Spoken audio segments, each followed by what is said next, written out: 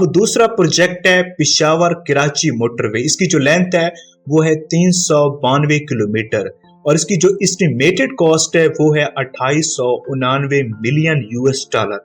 इसकी जो total job create हुई है वो है 28,000। अब जो तीसरा प्रोजेक्ट है वो है orange line metro train Lahore. इसकी जो लेंथ है वो है 27 किलोमीटर। इसकी जो एस्टिमेटेड कॉस्ट है, जो इस पे लागत आई है, वो है 1626 मिलियन यूएस डॉलर। और इसकी जो स्टेशन है, जो मतलब कि इसकी मेट्रो स्टेशन है, वो है टोटल 26।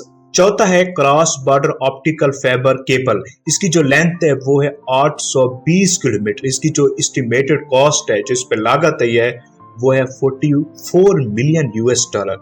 इसकी जो टोटल जॉब लोगों के लिए नौकरियां पैदा हुई हैं वो है 1100। जो पांचवा प्रोजेक्ट है वो है pilot project of digital terrestrial multimedia broad